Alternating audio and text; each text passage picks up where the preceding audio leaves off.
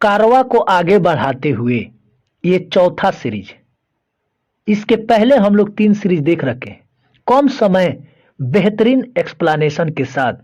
चलिए देखते हैं। कहता है कि सम्राट अशोक द्वारा निर्मित बराबर की गुफाओं में कौन एक नहीं है? कौन सा एक सम्राट अशोक द्वारा निर्मित नहीं किया गया, निर्माण नहीं किया गया? यानी ये हो जाएगा नागार्जुनी। ठीक है, तो थोड़ा सा इसके पृष्ठभूमि के बारे में हम जानेंगे कि आखिर ये नागार्जुनी गुफा है कहाँ। जहानाबाद जिला जो कि बिहार में पड़ता है, और भारत की सबसे पहली मानव निर्मित गुफा जो कि आजीवक संप्रदाय को समर्पित किया गया, और 232 ईसा पूर्व में देवनामपी जो कि अशोक के पुत्र ये बनवाए थे। इसके अलावा ये जो 3 ऑप्शन आप देख रहे हैं, सुदामा गुफा, कर्ण चौपार और विश्व जोपरी, ये सब अशोक बनवाए थे।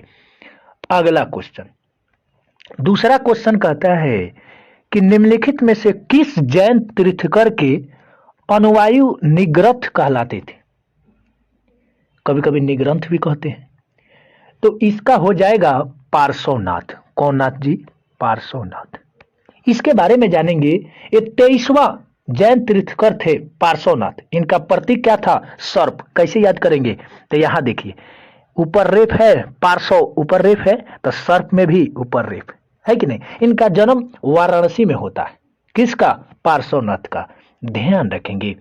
अगला क्वेश्चन कहता है कि भारत की सबसे बड़ी तटीय झील कौन सी है? सबसे बड़ी तटीय झील, ध्यान रखेंगे, तटीय शब्द का जिक्र किया है, तो इसका हो जाएगा चिल्का झील। और ये चिल्का झील कहाँ है? उड़ीसा में। 1165 किलोमीटर स्क्वायर में फैला ये भारत का सबसे बड़ा तटीय झील है। और ऐसे कह दे कि सबसे बड़ा झील, यानी सामान्य रूप से तटफट का चर्चा नहीं रहे, तो ये हो जाएगा वेम्बनाड झील, केरल में है। अगला क्वेश्चन कहता है कि भारतीय उपमहाद्वीप में सम्मिलित देशों की कुल संख्या कितनी है? भारतीय उपमहाद्वीप में कितने देश सम्मिलित है? इसका हो जाएगा 7। कितने देश सम्मिलित हैं? 7। और वो 7 देश कौन कौन है? भारत, पाकिस्तान, बांग्लादेश, 3 इधर हो गया, उसके बाद भूटान, नेपाल, मालदीव, श्रीलंका। ध्यान रखेंगे। अगला क्वेश्चन कहता है कि धौलाधर एवं मसूरी हिमालय के किस श्रेणी के अंतर्गत आते हैं? किस श्रेणी के अंतर्गत आते हैं? तो ये हो जाएगा लघु हिमालय। कौन हिमालय? लघु हिमालय। लघु हिमालय को ही हम लोग मध्य हिमालय के नाम से जानते हैं। आप जानते हैं कि हिमालय को 4 भागों में बांटा गया, समझ ना? बृहत हिमालय, लघु मध्य हिमालय, उसके बाद सबसे ऊपर तो ट्रांस था, और तब शिवालिक हिमालय।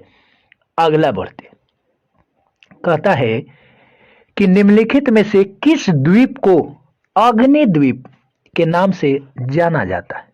अग्नि द्वीप के नाम से जाना जाता है, तो ये हो जाएगा आइसलैंड द्वीप। समझ गए? आइसलैंड द्वीप यूरोप का दूसरा सबसे बड़ा द्वीप है। यहाँ पर मच्छर नहीं पाया जाता है। अरे माछी मच्छर जी नहीं पाया जाता है। और जून में यहाँ सूर्य कभी अस्त नहीं होता, यानी सनसेट नहीं होता। जरा सोचिए कितना अच्छा दृश्य होगा जहां कभी सूर्य ही नहीं डूबता जून मंथ में, आइसलैंड में। आगे बढ़ते, कहता है कि मुंबई हाई में ओएनजी के द्वारा तेल उत्पादन की शुरुआत पहली बार कब की गई थी? एक तो मुंबई हाई, ओहू में ओएनजी के द्वारा यह किया गया था 1974 में। कब किया गया था? 1974। इसके पृष्ठभूमि की बात करेंगे तो मुंबई हाई की खोज 1965 में होता है, जो कि ओएनजीसी के द्वारा नियंत्रित था। और मुंबई हाई ये अरब सागर में स्थित है, इसको भी ध्यान रखेंगे। आगे बढ़ते, कहता है कि किस मिट्टी में कैपिलरी की क्रिया सबसे अधिक प्रभावशाली होती है? कैपिलरी की क्रिया सबसे अधिक प्रभावशाली होती है, तो ये हो जाएगा चिकनी मिट्टी। यहाँ थोड़ा सा गलत लिखा गया है, ये हो जाएगा चिकनी मिट्टी। कौन मिट्टी? चिकनी मिट्टी। इसके बारे में थोड़ा सा जानेंगे तो सबसे कम प्रभावशाली अगर कह देगा तो ये हो जाएगा बलुई मिट्टी, यानी कैपिलरी की क्रिया सबसे कम बलुई मिट्टी में, सबसे ज्यादा चिकनी मिट्टी में। ध्यान रखेंगे। आगे बढ़ते, कहता है कि भारत में अंतरिक्ष कार्यक्रम की शुरुआत किस वर्ष की गई? अंतरिक्ष कार्यक्रम की शुरुआत किस वर्ष की गई? 1969 में। और 15 अगस्त 1969 को इसरो का स्थापना होता है, जबकि अंतरिक्ष समिति की स्थापना यानी गठन 1962 में होता है, और ये 1972 में अंतरिक्ष विभाग का स्थापना होता है। अभी इसरो काफी चर्चा में रहा चंद्रयान 3 को लेकर, समझ रहे ना। और उसके बाद ये अंतरिक्ष स्टेशन बनाएगा इसरो, कब? 2035 में। इसको भी ध्यान रखेंगे। आगे बढ़ते हैं। कहता है कि इंटरनेट पर उपलब्ध होने वाला पहला समाचार पत्र कौन सा है? यानी नेट पर उपलब्ध होने वाला पहला समाचार पत्र कौन सा है? तो वो है द हिंदू। द हिंदू के बारे में अगर जानेंगे तो 1878 में इसका स्थापना होता है, और इसका हेड ऑफिस चेन्नई में। पहला इंटरनेट पर आने वाला, आजकल तो हम लोग न्यूज नेट पर न देख रहे हैं, कोई पेपर खरीद रहा है जी, है। कहता है कि वन महोत्सव की शुरुआत किसने की थी?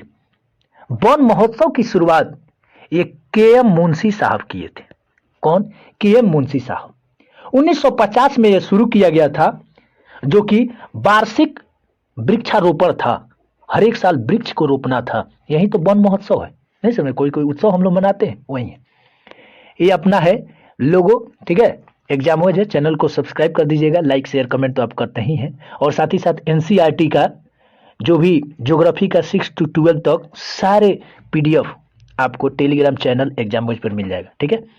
अगला क्वेश्चन कहता है कि विश्व की सर्वाधिक समस्यात्मक जलीय घास फूस है, सबसे ज्यादा समस्या देने वाला ही, इसका नाम क्या है? आइकॉर्निया। आइकॉर्निया को हम लोग इक्सछोर्निया भी कहते हैं, और ऐसे हम लोग जलकुंभी के नाम से भी जानते हैं। और ये बंगाल का आतंक है, इसको बंगाल का आतंक का संज्ञा दिया गया है। इसको भी ध्यान रखेंगे। अगला क्वेश्चन कहता है कि इनमें से कौन सा निवेश बाजार से संबंधित नहीं है? कौन सा निवेश बाजार से संबंधित नहीं है? पूंजी देनदारी प्रबंधन। आगे बढ़ते, कहता है कि जीएसटी परिषद के अध्यक्ष निम्न में से कौन होते हैं? यानी जीएसटी परिषद के अध्यक्ष कौन होते हैं? तो वित्त मंत्री न होते हैं जी। अगर इसकी पृष्ठभूमि के बारे में करेंगे तो जीएसटी में टोटल 33 सदस्य होते हैं, 31 गो राज्य से, 2 गो केंद्र से, ठीक है। और 101वां अधिनियम में लाया गया ये, और 1 जुलाई 2017 से लागू हो गया। अब इसमें कितने डिजिट होते हैं? 15। लेकिन आधार कार्ड में कितना होता है? 12। पैन कार्ड में कितने डिजिट होते हैं? 10। इस चीज को भी ध्यान रखेंगे। अगला क्वेश्चन कहता है कि निम्न में से कौन सा प्रत्यक्ष कर का उदाहरण नहीं है? यानी डायरेक्ट टैक्स का उदाहरण नहीं है, तो जाहिर सी बात है बिक्री कर। ये बिक्री कर क्या है? ये इनडायरेक्ट टैक्स, अप्रत्यक्ष कर है, जो कि राज्य सरकार इसको वसूली करती है। अगला कहता है कि निम्न और शास्त्रियों में से किसने कहा था और शास्त्र आदर्श विज्ञान है? और शास्त्र क्या है? आदर्श विज्ञान है, जो प्रोफेसर मार्शल साहब ने कहा था। बहुत सारे अर्थशास्त्री थे। एडम स्मिथ को तो अर्थशास्त्र का जनक कहा जाता है, समझे ना। आगे बढ़ते हैं। कहता है कि भारतीय संविधान के किस अनुच्छेद के अंतर्गत नियंत्रक एवं महालेखा परीक्षक की नियुक्ति होती? तो ये हो जाएगा आर्टिकल 148, अनुच्छेद 148। नियुक्ति कौन करते हैं? राष्ट्रपति। कार्यकाल कितना होता है? 6 वर्ष या 65 वर्ष, कोई पूछ जाए। और कैग, जिसको नियंत्रक एवं महालेखा परीक्षक कहते हैं, इसका आर्टिकल कहां से कहां तक? 148 से 151 तक। इसको भी ध्यान रखेंगे। आगे बढ़ते हैं। कहता है कि किस संविधान संशोधन द्वारा भूतपूर्व पुर्तगाली अंतः क्षेत्र को भारत में शामिल कर केंद्र शासित प्रदेश का दर्जा दिया गया? तो ये हो जाएगा 12वां संविधान संशोधन। ये कब हुआ था? 1962 में, जिसमें गोवा, दमन दीव को एक साथ मिला दिया गया, और वही गोवा जो 1961 में पुर्तगालियों ने छोड़ा ऑपरेशन विजय के थ्रू। समझ रहे ना। आगे बढ़ते हैं। कहता है कि डॉक्टर राजेंद्र प्रसाद संविधान सभा के निम्न में से किस समिति के अध्यक्ष नहीं थे? तो किस समिति के अध्यक्ष नहीं थे जी? तो अल्पसंख्यक समिति। अल्पसंख्यक समिति के ये अध्यक्ष नहीं थे। बाकी प्रक्रिया नियम समिति के थे, वित्त एवं कर्मचारी समिति के थे, संचालन समिति के थे, इसके साथ साथ नियम समिति भी कह देगा तो राजेंद्र प्रसाद। झंडा समिति का भी अध्यक्ष राजेंद्र प्रसाद। अल्पसंख्यक के कौन थे? सरदार पटेल थे। ध्यान रखेंगे। क्वेश्चन नंबर 20 कहता है कि ब्रिटिश शासन में कानून निर्माण प्रक्रिया में भारत प्रतिनिधियों को शामिल करने की शुरुआत किस अधिनियम द्वारा किया गया? तो ये हो जाएगा भारत परिषद अधिनियम 1861 में। ये भारतीयों के लिए पहला अधिनियम था जिसमें कम से कम प्रक्रिया में शामिल तो कर लिया गया, लेकिन ये कुछ मत नहीं दे सकते थे, ये कुछ सलाह नहीं दे सकते थे, बस वही कठपुतला की तरह। अगला क्वेश्चन कहता है निम्नलिखित में से किस अनुच्छेद के अंतर्गत राज्यों में पंचायतों का चुनाव कराया जाता है? तो ये हो जाएगा आर्टिकल 243 के।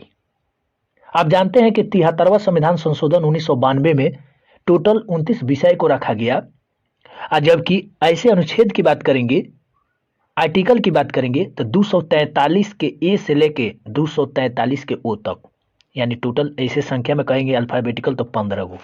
ठीक है, आगे बढ़ते हैं। भारत में संविधान सभा के गठन का विचार सर्वप्रथम किसने रखा था? तो सर्वप्रथम की बात करेंगे तो एम एन रॉय ने रखा था। 1934 में ये सर्वप्रथम एम एन रॉय ने भारतीय सभा का गठन का विचार रखा था, लेकिन इससे पहले भी संविधान निर्माण की मांग बाल गंगाधर तिलक 1895 में किए थे और स्वराज पार्टी 1925 में किया था। इस चीज को भी ध्यान रखेंगे। अगला है कि अवशिष्ट शक्तियों का केंद्र में निहित होने का सिद्धांत भारतीय संविधान से किस देश से लिया गया है? तो ये हो जाएगा कनाडा। संघ राज्य क्षेत्र सब कनाडा से न है। अगला क्वेश्चन कहता है कि चंद्रगुप्त के शत्रुओं के विरुद्ध चाणक्य ने जो चालें चली उसकी बृहत कथा निम्न में से किस में मिलती? सभी लोग सोच रहे होंगे कि अर्थशास्त्र, जो कि चाणक्य लिखा था ना, मुद्राक्षस। कौन राक्षस? मुद्राक्षस। विशाख दत्त ने इसको लिखा था। और जब अर्थशास्त्र की बात करेंगे तो 15 अधिकरण में बटा था और प्रकरण में 180। वो अर्थशास्त्र था जो कि कौटिल्य यानी चाणक्य ने लिखा था। ठीक है, आगे बढ़ते हैं। कहता है कि हड़प्पा लिपि में बड़े आकार के 10 चिन्हों वाला एक शिलालेख कहां से प्राप्त हुआ है? तो ये प्राप्त हुआ है धौलावीरा से। वही धौलावीरा जो गुजरात में स्थित है और 40वां यूनेस्को में धरोहर में शामिल है। समझ गए, आगे बढ़ते। कहता है कि समुद्रगुप्त के प्रयाग प्रशस्ति वाले स्तंभ पर निम्नलिखित में से किसका लेख मिलता है? तो ये मिलता है जहांगीर का। वही प्रयाग प्रशस्ति जिसकी रचना हरिसेन ने करता है, और इसमें क्या चीज का वर्णन है? समुद्रगुप्त के वीरता का वर्णन है। इसको भी ध्यान रखेंगे। आगे है खजुराहो मंदिर का संबंध निम्नलिखित में से किस धर्म से? तो खजुराहो मंदिर का संबंध जो है ये हिंदू धर्म और जैन दोनों से। समझ गए। चंदेल शासकों द्वारा बनाया गया और सबसे ज्यादा फेमस कंदारिया महादेव का मंदिर। और इसके थोड़ा सा और भी आगे बढ़ेंगे तो इसमें 8 गो विष्णु मंदिर है, 6 गो शिव के लिए समर्पित है, 1 गो गणेश भगवान, 1 गो सूर्य और 3 गो जैन। तो हिंदू और जैन दोनों सम्मिलित हो गया ना। आगे बढ़ते हैं। कहता है कि द्वितीय संगम का आयोजन निम्नलिखित में से कहां किया गया? द्वितीय संगम आप जानते हैं कि दक्षिण भारत विजयनगर में 3 गो संगम हुआ था, ये दूसरा कह रहा है। तो ये कहां हुआ था? तो ये हुआ था कपाटपुरम। और ये कपाटपुरम में हुआ। इसका अध्यक्ष अगस्त मुनि थे। रचना इसमें जो हुआ, सबसे इंपॉर्टेंट क्वेश्चन, द्वितीय संगम काल के दौरान किसका रचना हुआ? तोलकाप्पियम, जो कि तिरुवल्लुवर ने किया था। इसको भी ध्यान रखेंगे। आगे बढ़ते हैं। कहता है गुलरुखी, समझ रहे ना, गुलरुखी जबकि गुरुमुखी ना, वो गुरुमुखी लिपि है। ये क्या कह रहा है? गुलरुखी शीर्षक से पारसी कविताएं लिखने वाला सुल्तान था। ये कौन सा सुल्तान था भाई? सिकंदर लोदी। सिकंदर लोदी, जिसका शासनकाल रहता है 1489 से 1517 तक। और यही सिकंदर लोदी जो आगरा का स्थापना 1504 में करता है, इसको भी ध्यान रखेंगे। लेकिन इसी से मिलता जुलता गुरुमुखी लिपि आता है, तो गुरु अंगद। गुरु ग्रंथ साहिब किसने उसका एथिक संकलन करवाया? अर्जुन देव, पांचवी गुरु। इसको भी ध्यान रखेंगे। हम ऐसा इसलिए बताए कि एक दूसरे से कनेक्टेड था, समझ रहे ना? जब तक आपका कॉन्फ्यूजन दूर नहीं होगा तब तक कैसे होगा? ऐसे ही पढ़ते रह जाइएगा। कहता है कि निम्न में से किसने अंग्रेजी स्वर्ण मुद्रा को भारत की कानूनी मुद्रा घोषित किया था? भारत की कानूनी मुद्रा घोषित किया था लॉर्ड कर्जन। ये कब किया था? 1899 में।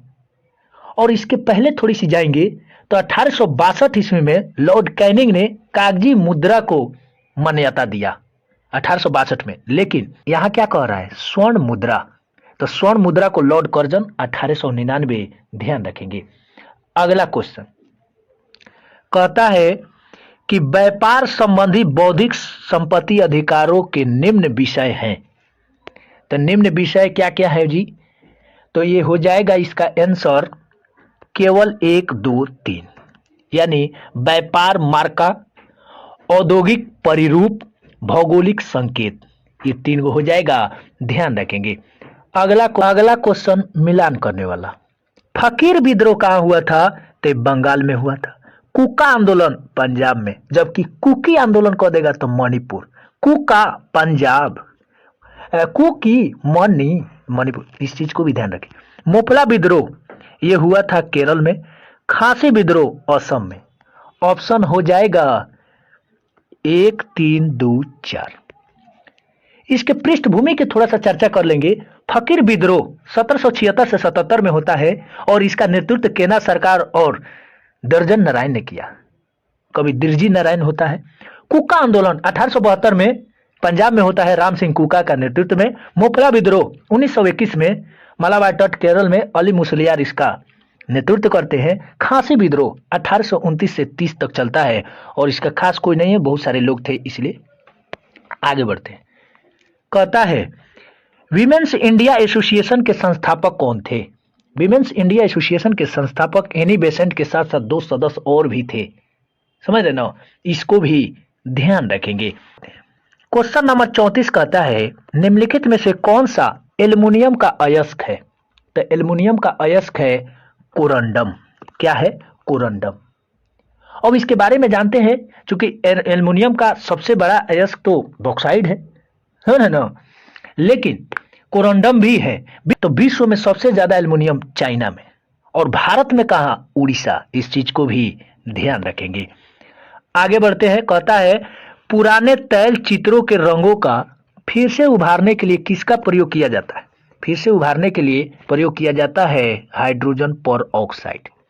हाइड्रोजन पर ऑक्साइड को किया जाता है। इसके बारे में पहले क्या होता था ना, हम लोग कान में डालते थे जब छोटे थे। हालांकि अब तो ये साइड इफेक्ट होने लगा है, इसलिए इसका उपयोग नहीं होता है। आगे बढ़ते हैं। कहता है आवर्त सारणी में किस ब्लॉक के सभी तत्व अधातुए हैं? सभी तत्व अधातुए हैं, तो ये हो जाएगा ए और सी, यानी एस ब्लॉक और उसके बाद एफ ब्लॉक। एस ब्लॉक में तो टोटल 14 तत्व हैं, जबकि एफ ब्लॉक में टोटल 28 तत्व हैं। इसको भी ध्यान रखेंगे। अगला कहता है निम्नलिखित में से किस रूप में विदेशी मुद्रा का प्रवाह भारतीय संदर्भ में अधिक उड़नशील कहा जा सकता है? अधिक उड़नशील कहा जा सकता है, तो ये हो जाएगा बी और सी, मतलब अनिवासी भारतीय जमाएं और विदेशी पोर्टफोलियो निवेश। इस चीज को भी ध्यान रखेंगे। अगला है एक लेंस में +2D शक्ति है, जबकि लेंस की क्षमता की बात कर रहा है, और लेंस की किस्म, प्रकृति और इसकी फोकल लंबाई कितनी होगी? समझ रहे ना? इसका क्षमता दे रखा है, तो इसका लेंस का किस किस्म का लेंस होगा? उत्तल लेंस होगा, अवतल लेंस होगा, समझ रहे ना? तो इस चीज के बारे में ही पूछ रहा है। तो ये हो जाएगा एक तो उत्तल होगा और 0.5 मीटर होगा। इस चीज को भी ध्यान रखेंगे। आप जानते हैं कि लेंस की क्षमता यानी डायोप्टर होता है और D बराबर 1/f होता है, इस चीज से निकाल सकते हैं। अगला क्वेश्चन, दबाव बढ़ने से बर्फ के गलनांक पर क्या प्रभाव पड़ता है?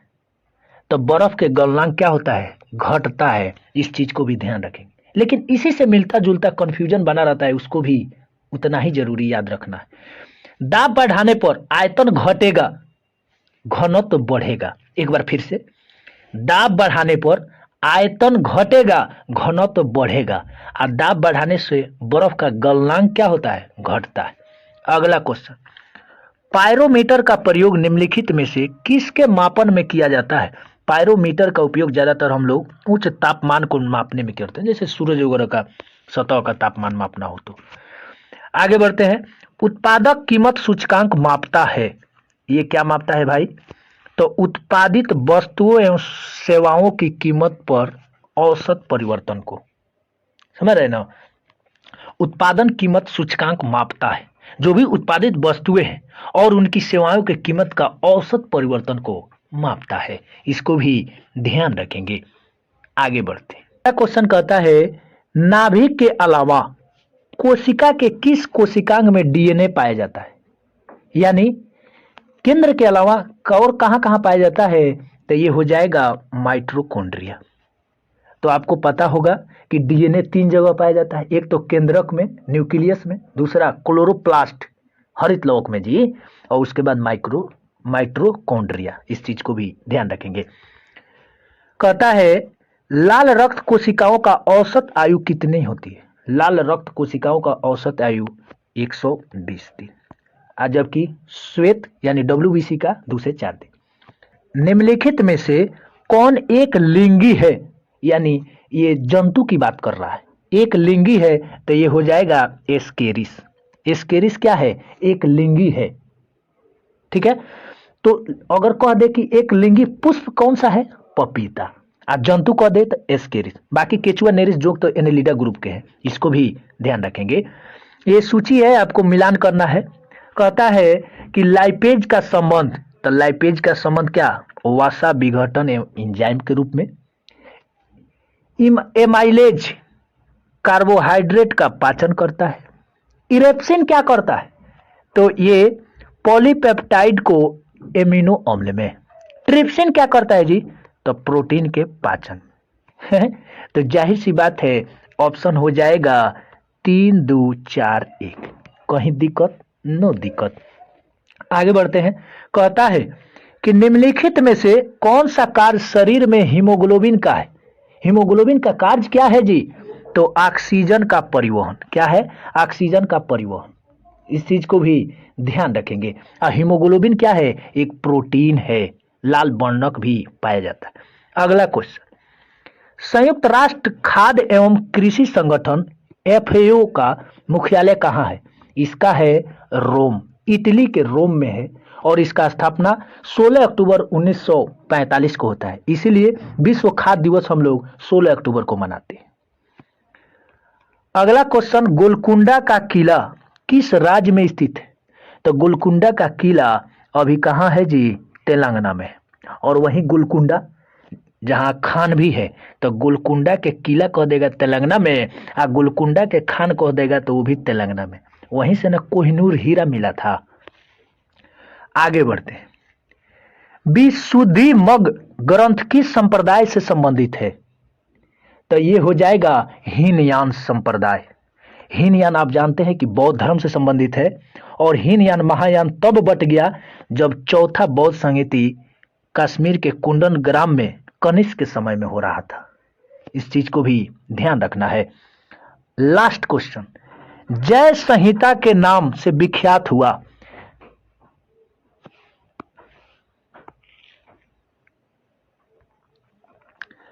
लास्ट क्वेश्चन, जय संहिता के नाम से विख्यात हुआ तो ये क्या था जी? महाभारत। क्या था? महाभारत। और जय संहिता के नाम से विख्यात महाभारत, और इसका फारसी अनुवाद रजनामा के रूप में किया गया अकबर के समय में। कौन किया था? फैजी और अब्द अल कदीर बदायूनी। इस चीज को भी ध्यान रखेंगे। हम लोग 50 क्वेश्चन एकदम कम समय में बेस्ट एक्सप्लेनेशन के साथ देखे। ये एपिसोड यानी सीरीज 4 था, इसके पहले 3 सीरीज हो चुका है। तब तक के लिए मुझे दीजिए इजाजत।